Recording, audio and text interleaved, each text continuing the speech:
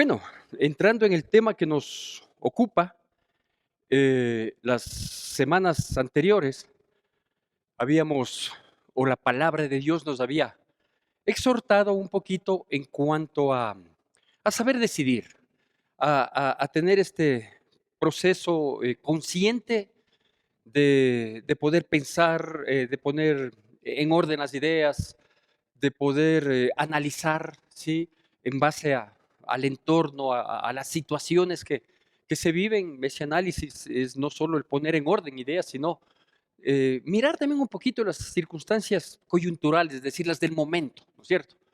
Y la palabra de Dios nos instaba a que nosotros escojamos la vida. Y escoger la vida es sujetarse a Dios, es obedecer sus mandamientos, es vivir para agradarle, ¿sí? Porque tiene promesa, ¿sí? De que nuestros días se prolonguen y nos vaya bien en la vida.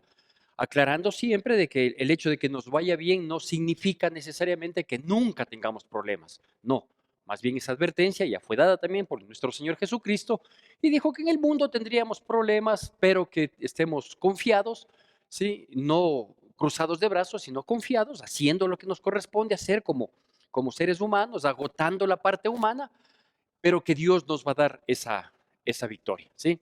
Y luego la siguiente semana, que fue la anterior semana, hablábamos del deseo que tenemos de que nos vaya bien, no solo a nosotros, sino a nuestros hijos. Y la palabra nos exhortaba a que nosotros hablemos de Dios a nuestros hijos, que les instemos, que les conversemos, que les hagamos conocer o recordar algunas historias, pasajes de nuestras vidas que han tenido la victoria por la relación que tenemos en Dios.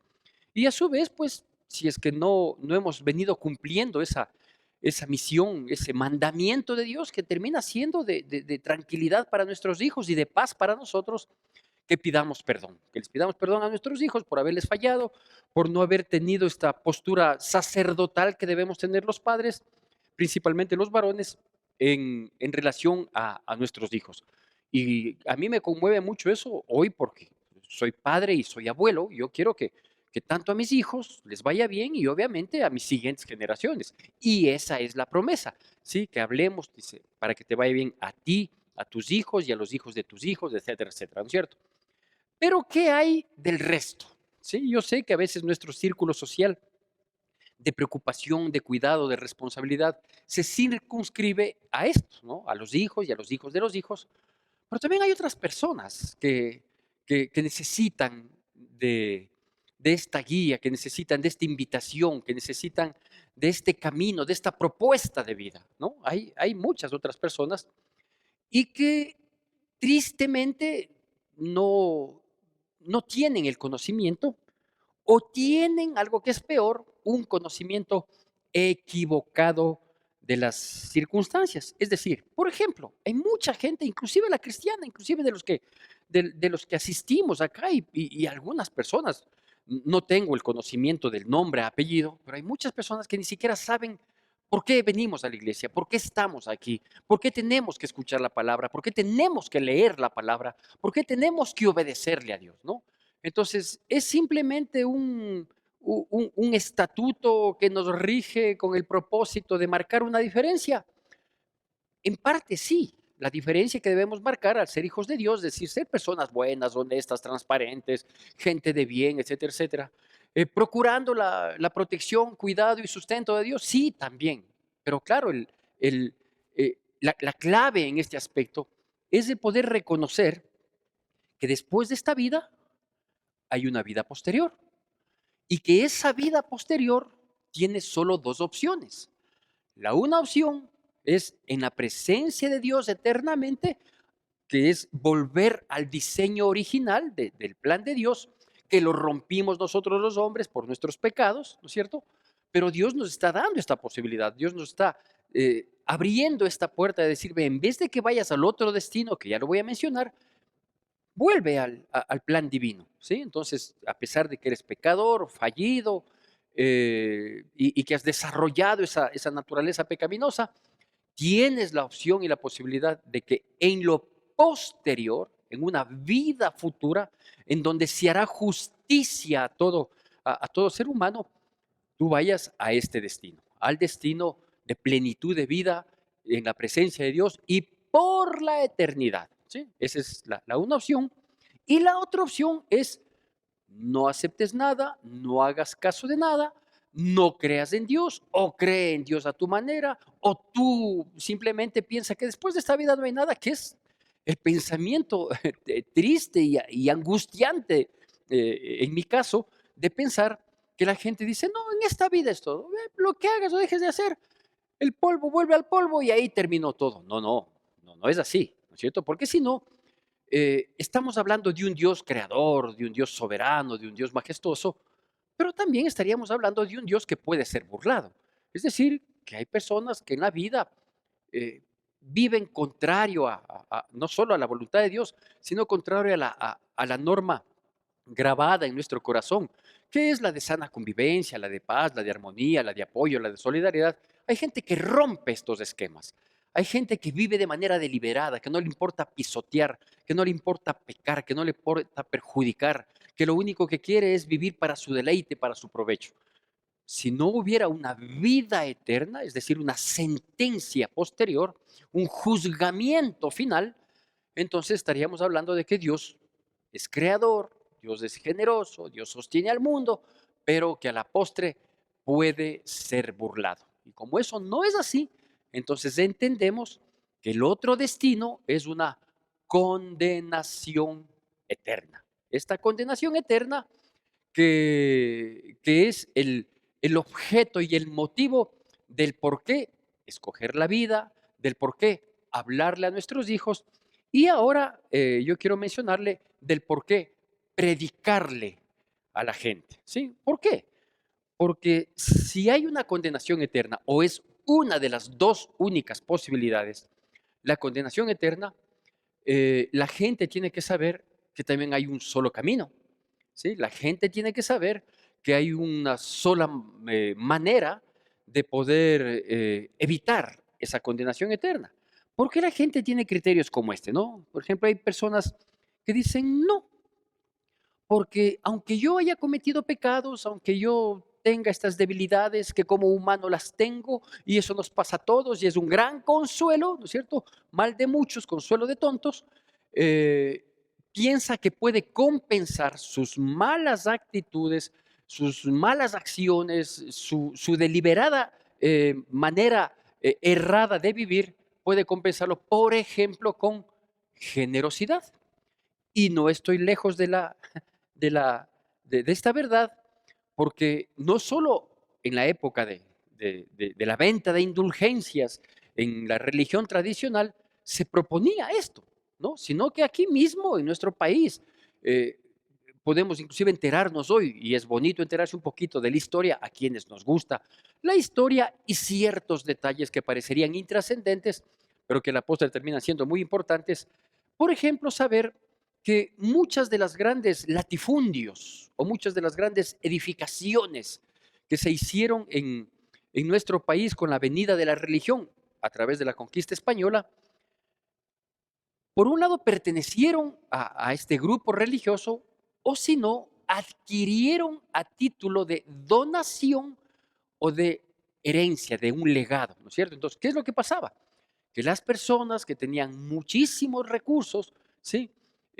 Haciendas, propiedades, casas, para salvar sus almas y a veces en plena conciencia, a veces en las postrimerías de sus vidas, cuando se veían atormentados porque como que avisoraban lo que les podía pasar en una eternidad, entonces fueron engañados, creyeron en el engaño y dijeron, sí, nosotros vamos a donar todo esto a la iglesia tradicional, vamos a entregar todas nuestras posesiones o gran parte de ellas porque quiero asegurar irme al cielo, ¿sí? Lo cual es mentira, una mentira de la cual obviamente hubo un sector religioso que usted y yo lo conocemos, que terminó siendo extremadamente beneficiado con este sistema. ¿Por qué? Porque eso es lo que le meten a la gente. O sea, si eres generoso, si eres buena gente en esto, aunque seas malo en esto otro, trata de compensarlo. ¿Sí? Entonces, y eso no es así, porque la salvación no es por obras. La otra es, que es inclusive más ancestral, es ofreciendo sacrificios o creyendo que se tenga una vida sacrificada, ¿no es cierto? Entonces, algún rato yo conversaba con una persona y yo le decía que a veces el dolor es el camino o el espacio propicio para aceptar, conocer la voluntad de Dios. Y es verdad, un corazón quebrantado es una tierra muy fértil para recibir un mensaje de parte de Dios. Obviamente el mensaje de parte de Dios en esas circunstancias es un mensaje de consuelo, de aliento, de esperanza, pero no es todo el mensaje de la palabra de Dios, ¿no es cierto? Porque una cosa es que ante un dolor, un quebranto, yo hable con alguien y le diga, Dios puede ayudarte, Dios es nuestra esperanza, Dios es nuestro refugio, Él es el que pone esa paz que sobrepasa todo entendimiento y que no le estoy mintiendo, pero ese no es el único ni todo el mensaje, es un mensaje de Dios, porque todo el mensaje de Dios habla de la salvación. Entonces, habla de que somos pecadores, que tenemos que reconocer, que tenemos que confesar y hacer nuestro firme propósito de enmienda. Ese también es el gran mensaje de la palabra de Dios. Y que ese cambio que pretendemos no es por fuerza de voluntad, etcétera, etcétera, sino por el sacrificio de Cristo Jesús en el Calvario, que pagó el precio de nuestros pecados, resucitando al tercer día, venciendo la muerte, etcétera, etcétera. Entonces, ese es el gran mensaje de la palabra de Dios. Pero bueno, hay gente que piensa que porque ha tenido una vida, digo, desde tiempos inmemoriales, siempre ha sido esto de los sacrificios animales, ¿no es cierto? Entonces, quien más tenía para ofrecer, creía que purgaba mejor sus pecados. Y claro, eso se traduce a los tiempos en que ahora hay personas que inclusive conocemos historias de los llamados dentro de la religión tradicional santos, santas, mártires, ¿no? Que le hacen un símil de santo con mártir cuando nada tiene que ver lo uno con lo otro. Entonces, que se laceran o que dejan de comer o que, en fin, varios sacrificios humanos, en algunos casos ha llegado a la muerte, pero hay muchos otros sacrificios, ¿no? Entonces, que yo, por ejemplo, me sacrifico y no me caso porque me ofrezco a Dios. Cuando Dios dice, si quieres servirle a Dios, más bien cásate. Sí, es necesario, dice la palabra de Dios, que las personas que anhelamos este servicio a Dios, entre otras cosas, aparte de ser eh, de tratar de tener un testimonio por poco e intachable, que seamos casados con una sola mujer, que tengamos en sujeción a nuestros hijos, etcétera, etcétera. Entonces, claro, nos han mostrado eso, ¿no? De que si haces un sacrificio, es decir, algo que te duela, algo que te ofenda, algo que te limita tremendamente, ¿sí? Entonces puedes ganarte una salvación. Y por último pensaba, porque estos eh, son simplemente pensamientos que me vinieron, algunos de ellos inclusive que yo los compartí cuando profesaba esas creencias. Y digo, el otro asunto es creer, por ejemplo, que si hay una vida posterior a esta, pero que es una ligera continuación de lo que ha sido esta vida terrenal, lo cual terminaba siendo bastante discriminatorio en el sentido de que a quienes, por ejemplo, habían ostentado altas dignidades, autoridades o potestades inclusive, porque hubieron muchas personas a lo largo de la historia, civilizaciones que creían, por ejemplo, que sus altas magistraturas, sus gobernantes o sus reyes eran descendientes directos de los dioses, etcétera, etcétera. Entonces hay mucha gente que dice, "Ve, yo sí creo que hay una vida posterior a esta, lo que no creo es que esa vida sea la sentencia condenatoria o absolutoria, por dar un mejor entendimiento, nada más lo menciono así, de lo que hagamos en esta vida. Entonces, por eso es que, por ejemplo, a los reyes, faraones, inclusive acá en nuestras tierras, ¿no es cierto? De lo que se sabe de los incas, se les enterraba a esas autoridades con sus bienes más preciados e inclusive con las personas que tenían mucha cercanía sentimental, se les enterraba juntos porque se pensaba efectivamente que hay una vida posterior. Pero nosotros, gracias a Dios, sabemos que ninguna de estas creencias, de estas fábulas, de estas leyendas que se han posesionado y les tienen muy tranquilos a muchas personas, funciona de esa manera, sino que la vida, es, el mundo está guiado por el enemigo, por el príncipe de este siglo, como lo llama la palabra de Dios, y por lo tanto, él nos conduce hacia la perdición eterna, porque como el diablo sabe que él ya tiene esa sentencia y que esa sentencia es irrevocable, ¿sí? No solo porque desde siempre ha estado bajo los pies de Dios, ¿sí? Sino que le venció ya la culminación total, ya le venció en la cruz del Calvario, fue una sentencia terrible en contra del enemigo. Entonces, ¿qué quiere hacer el enemigo? El enemigo lo que quiere es arrastrarnos juntos con él para que tengamos su mismo fin, su misma, sí, su mismo desenlace, ¿no es cierto? Entonces, Él quiere acarrear. ¿Por qué quiere acarrearnos a nosotros? Porque nosotros fuimos creados a imagen y semejanza de Dios. Por eso es que su Hijo Jesucristo vino a morir por nosotros, por los seres humanos. Vino a proponernos, ¿no? Entonces, prácticamente es una disputa entre que el diablo quiere arrastrarnos a su destino final y eterno, cuando Cristo nos propone. Cristo no nos arrastra, Cristo no nos jala, Cristo no nos obliga, Dios no nos empuja, ¿sí? Simplemente nos propone que nosotros optemos por un estilo de vida que parte de una confesión que tiene que ser bien entendida, y eso lo quiero hablar, para que nosotros podamos evitar esa condenación eterna. Escuché esta ejemplificación, hace pocos días. Entiendo que debe haber sido en alguna de las prédicas que yo escucho también. Yo le he dicho que yo escucho prédicas y obviamente sé de qué pastores, de qué líderes las escucho. Y escuché esta ejemplificación simpática y que dice más o menos así.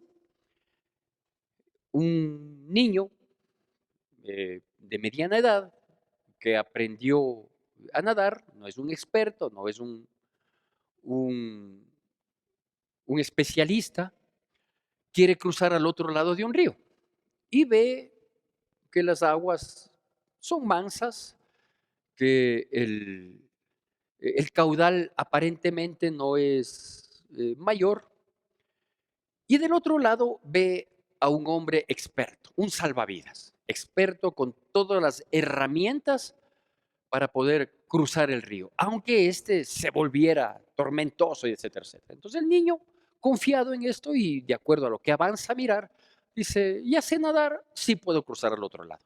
Y lo intenta. Efectivamente, unas cuantas brazadas le permiten avanzar unos pocos metros, pero cuando está en el medio del río, él percibe que un fuerte remolino interno que no se avisoraba en la superficie comienza a arrastrarle para ahogarle, para ahogarle. Y el especialista del otro lado le dice, yo te puedo ayudar, ¿quieres que yo te ayude? Yo tengo las posibilidades, tengo las condiciones, yo he cruzado esto ya y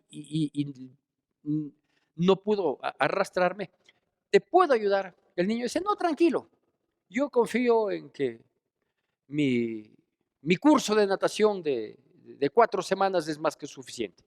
Y obviamente el resultado usted entenderá, ¿no? Esta es una parábola nada más, ¿no? Obviamente el río lo tragó, lo hundió, lo dejó sin condiciones, lo arrastró hasta el desenlace final. Más o menos eso ejemplifica la salvación. Eso ejemplifica la salvación. Porque la salvación es esto, ¿no? Es que nosotros los seres humanos no creemos que al cruzar el camino de esta vida para llegar al otro lado, ¿sí? No creemos que hay una corriente interna camuflada, fuerte, que puede arrastrarnos y que de hecho viene arrastrando a muchísima gente, como un día también nosotros fuimos arrastrados. Y a pesar de que vemos que las cosas no marchan bien, de que no avanzamos, de que las brazadas, en vez de hacernos avanzar en la superficie, nos van hundiendo, nos van impidiendo, nos van retrocediendo, nos van arrastrando, desviándonos del destino, ¿sí? Creemos que podemos manejar la situación, ¿sí? Y cuando nos ofrecen un plan de salvación, cuando hay el único especialista, el único que lo logró, el único que lo superó, simplemente nos negamos. Somos necios, somos orgullosos, o simplemente digo, no, el que está allá no es que cruzó este río, ¿sí? El que está allá es porque nació del otro lado, ¿sí? Y obviamente son todos los peros que nosotros ponemos a la propuesta de salvación de Cristo Jesús. Bueno, permítame darle lectura de unos pocos versículos que ilustran un poquito el plan de salvación que Dios tiene para nuestras vidas, plan que propende salvarnos de la condenación eterna, a la cual gran parte de este mundo está yendo y riéndose sin darse cuenta que está siendo arrastrado por la corriente de este mundo, guiado por el príncipe de este siglo, que es el diablo. Y Dios nos ofrece su salvación porque ya lo logró, porque ya entregó a su Hijo Jesucristo, porque ya murió por nuestros pecados, porque ya fue crucificado, porque ya derramó hasta la última gota de sangre, porque ya nos dio las instrucciones que debemos seguir para el otro lado, para llegar a buen destino, ¿sí? Porque ya pagó el precio, porque ya hizo absolutamente todo y nosotros seguimos, no, deje nomás, yo sé cómo hacerlo, no, yo no creo que, por último, no creo que necesito llegar al otro lado, ya. Eh, si es que no avanzo a cruzar, me regreso y se dan cuenta que no hay cómo regresar. Pero bueno, a veces eso termina siendo tardío. La palabra de Dios en el libro de Romanos, capítulo 10, del versículo 9 al versículo 15, dice así. Romanos, capítulo 10, versículos del 9 al 15. Siempre con atención y con reverencia a la palabra de Dios. Mientras hago la lectura, usted me sigue de ese modo. Y dice así, me siguen todos, por favor. Que el que confesare que si confesares con tu boca que Jesús es el Señor y creyeres en tu corazón que Dios lo levantó de los muertos, serás salvo. Porque con el corazón se cree para justicia, pero con la boca se confiesa para salvación. Pues la Escritura dice, todo aquel que en él creyere no será avergonzado. Porque no hay diferencia entre judío y griego, pues el mismo que es Señor de todos, es rico para con todos los que le invocan. Porque todo aquel que invocare el nombre del Señor será salvo. ¿Cómo pues invocarán a aquel en el cual no han creído? ¿Y cómo creerán en aquel de quien no han oído? ¿Y cómo oirán sin haber quien les predique? ¿Y cómo predicarán si no fueren enviados? Como está escrito, cuán hermosos son los pies de los que anuncian la paz, de los que anuncian buenas nuevas, ¿no? Bueno, estos versiculitos nos dan una pauta que nosotros debemos considerarla, pero sobre todo tenemos que entenderla plenamente, ¿sí? Porque puede ser, como efectivamente lo he visto con tristeza, puede ser que la gente piense que efectivamente la salvación se refiere solo a a las salidas, a las soluciones temporales y terrenales que tenemos frente a un problema. Entonces, Diosito, ayúdame. Sí, entonces Dios viene en pos de, sí, como el 911, pero un 911 extremadamente efectivo, viene y dice, ¿qué te pasa? Dice, mi marido me está botando. Entonces viene y ¡pac! Le pega un puñete al marido y el marido cambia de actitud y vuelve con pleno amor, responsabilidad, cariño, comprensión y ternura a ser parte de ese hogar. Y no es así. Oh Dios mío, sálvame de esta deuda. Y Dios viene con un fajo de billetes para salvarnos. No, no se refiere a eso, ¿sí? Entonces, primero hay que dejar en claro que esta invocación de su nombre para ser salvo no es en una situación momentánea en la cual yo digo, Diosito, ayúdame, y Diosito viene y me ayuda. ¿Y qué pasa cuando muchas veces ha sucedido que le decimos, Diosito, ayúdame, y no viene, no nos ayuda y no se soluciona el problema? Entonces ya no queremos saber nada de Dios, Dios no existe, es una mentira la predicación que hablan en la iglesia, etcétera, etcétera, ¿no es cierto? Entonces no puede ser entendido de ese modo esta salvación, ni en aspectos terrenales ni temporales, como solución a nuestros inconvenientes que hay y que los tenemos en la vida. Aquí nos habla muy claro, ¿sí? Dice que nosotros lo primero que tenemos que hacer es creer en Jesucristo y creer en Jesucristo como el Salvador de la humanidad, de todo aquel que lo acoge, porque Cristo murió por todos, pero no todos lo acogen, no todos lo reconocen, no todos lo invocan, no todos le siguen, no todos le obedecen, pero Él hizo esta propuesta para el mundo, ¿no?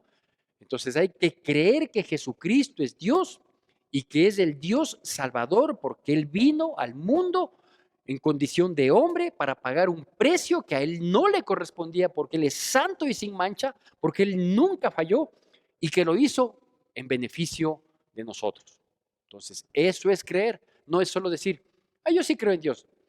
Y si tú te mueres, ¿te vas al infierno o te vas al cielo? No, yo me voy al cielito. ¿Por qué? Porque creo en Diosito, ¿sí? Entonces, no es ese tipo de creencia tan ligero, tan superficial, tan religiosamente irresponsable, ¿no es cierto? Entonces, el creer en Dios es creer que efectivamente hay un pecado que asedia mi vida, que ha hecho mucho daño en mi vida, que quiere destruirme, que quiere matarme, ¿sí? Porque el enemigo vino con la propuesta del pecado para hurtar, matar y destruir. Entonces, yo estoy consciente de eso, estoy consciente también de que yo no puedo liberarme de esa condición pecaminosa que tengo y que mis pecados me están conduciendo, estoy siendo arrastrado por causa de mi pecado, por ser parte de ese gran conglomerado que está siendo arrastrado a una condenación eterna. Entonces, ¿qué creo yo?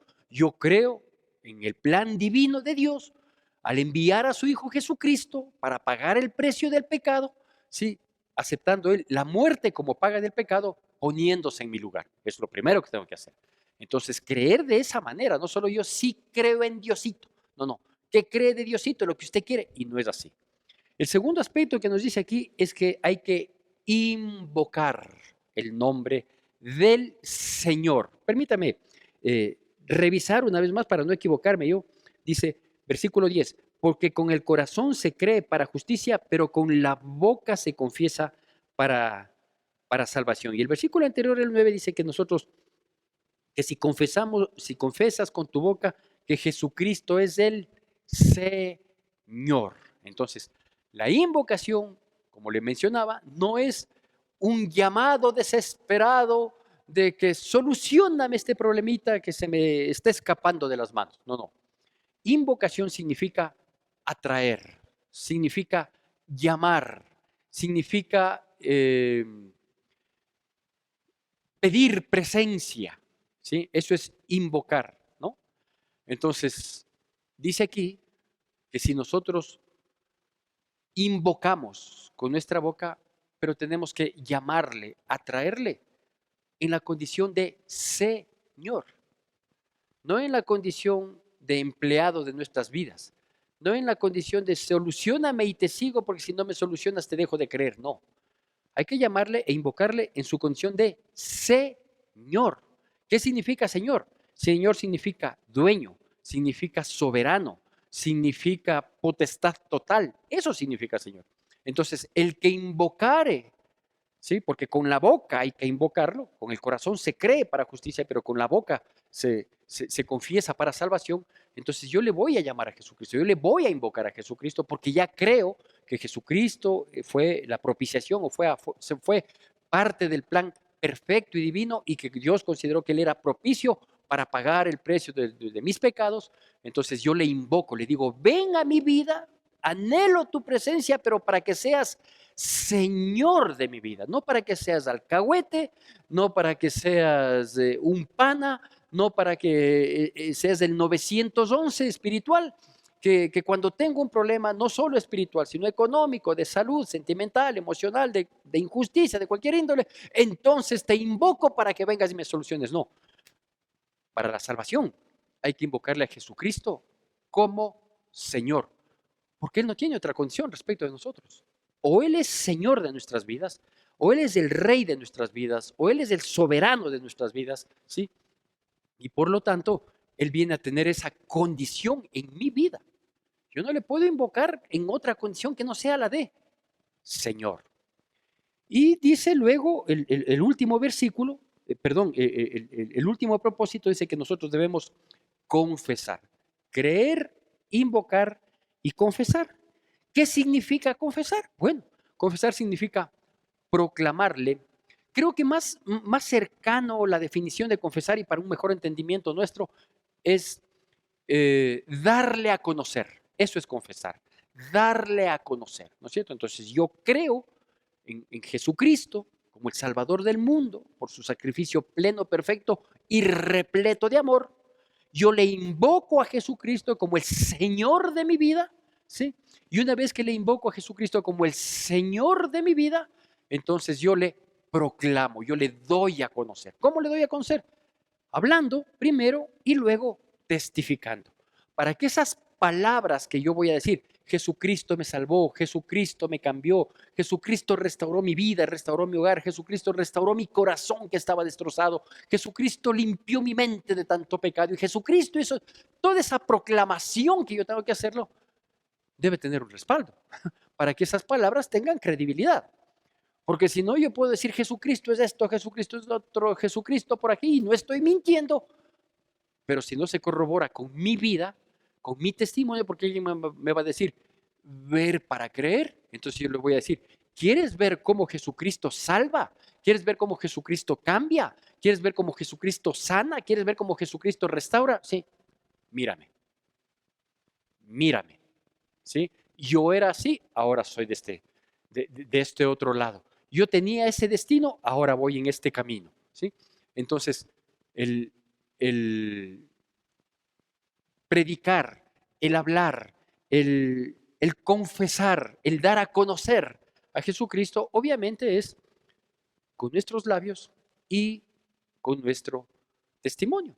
Creo que hasta ahí estamos claros. Pero aquí viene el problema. Y es un grave problema.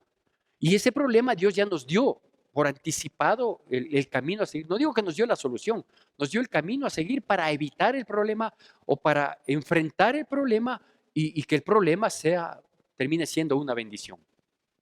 Y dice los versículos últimos, ¿no? El 14 y el 15. Dice, pero ¿cómo van a creer de quien nunca han oído? ¿Cómo van a creer en ese Jesucristo Salvador, en ese Jesucristo Redentor, en ese Jesucristo que pagó el precio por nuestros pecados, en ese Jesucristo lleno de amor, que no tuvo inconveniente en entregar su vida abriendo los brazos para recibirnos? ¿Cómo van a creer en esa salvación si nadie les ha dicho nada o si nadie le conoce?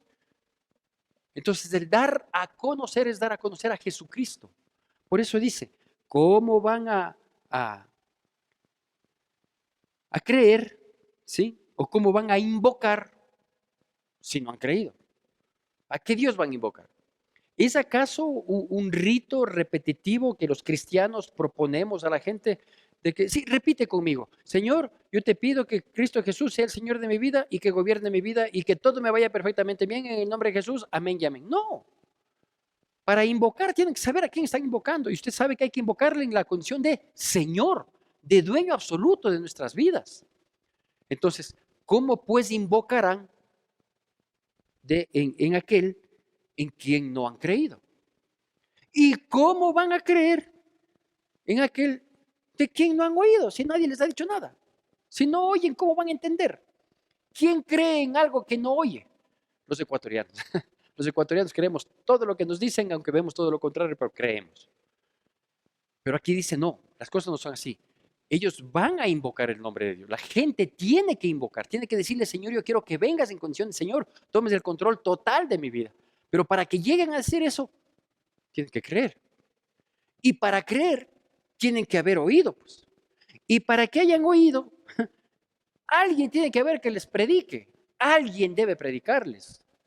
Entonces volvemos a lo que en algún momento lo he dicho y lo he repetido últimamente, creo que Dios está insistiendo en ese sentido, en el hecho de hablarle a la gente, de decirle, nosotros, ¿cuántos de nosotros vinimos por inercia a la iglesia?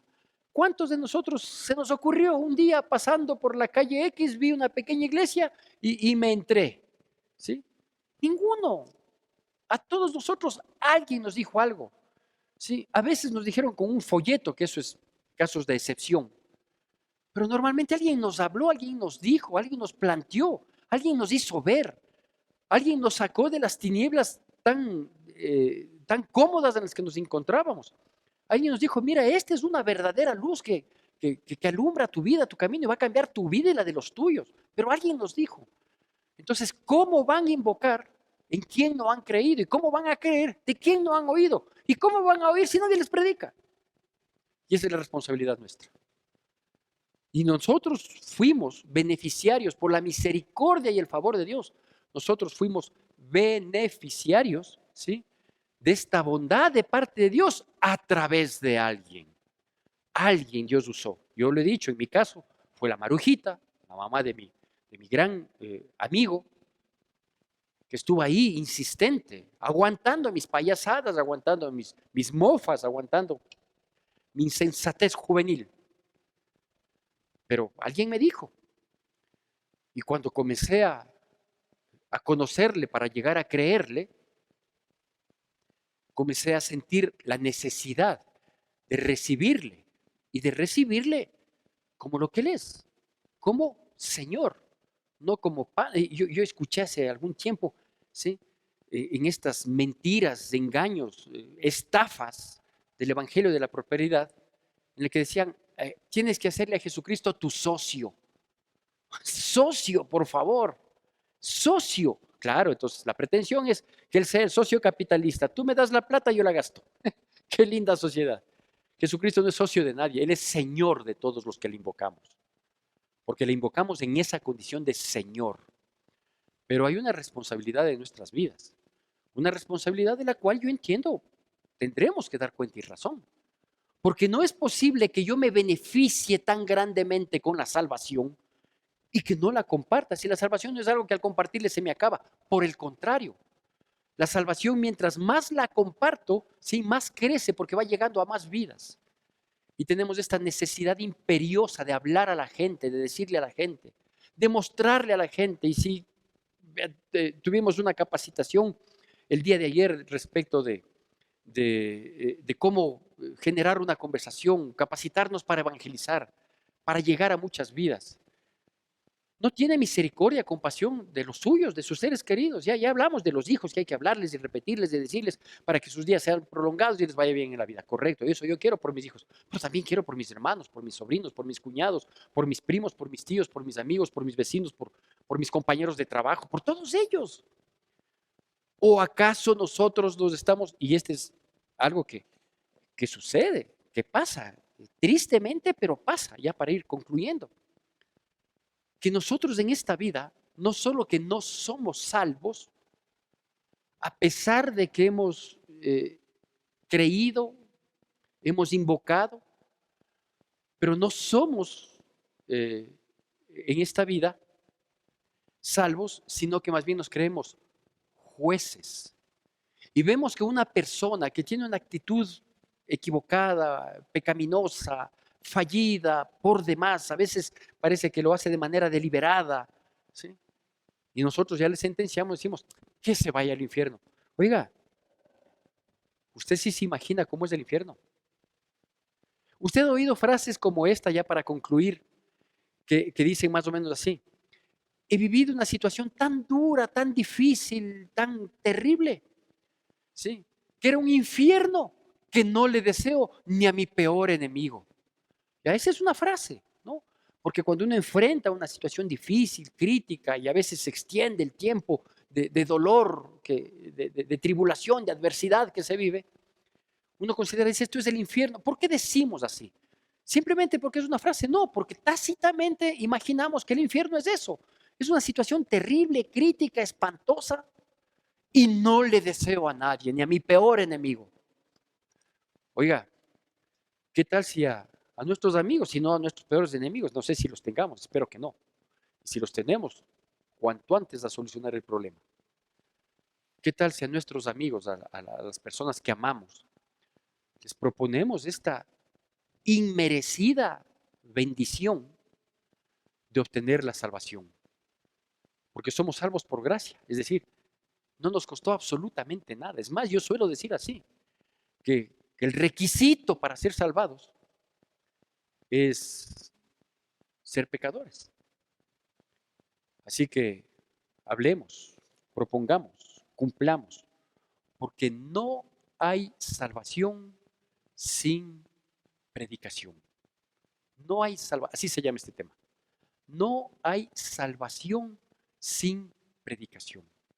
Dios no diseñó, y bien pudo haberlo hecho, un plan a través de los ángeles, o un plan a través de que en los montes aparezcan ciertos versículos bíblicos, o que, no sé, las estrellas nos hablen y todos seamos unos astrólogos que entendemos el lenguaje del universo infinito para tener un acercamiento a Dios. No. ¿Sí? La propuesta de salvación ofrecida por Dios a través de su Hijo Jesucristo tiene que ser difundida y proclamada por la predicación del Evangelio, porque no hay salvación sin predicación. Entendamos plenamente, tomemos esto con la seriedad que amerita y que Dios bendiga poderosamente nuestras vidas en Cristo Jesús. Que la gracia de nuestro Señor Jesucristo, el amor de Dios nuestro Padre, la comunión y consolación de su Santo Espíritu sea con todos y cada uno de nosotros, y el pueblo de Dios, que es el pueblo más feliz sobre la faz de la tierra, dice: amén.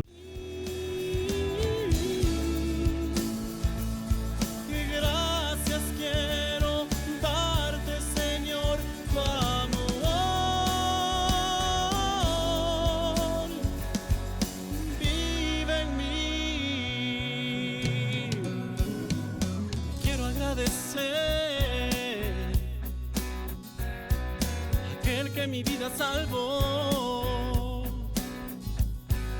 aquel que su mano me extendió y dio refugio.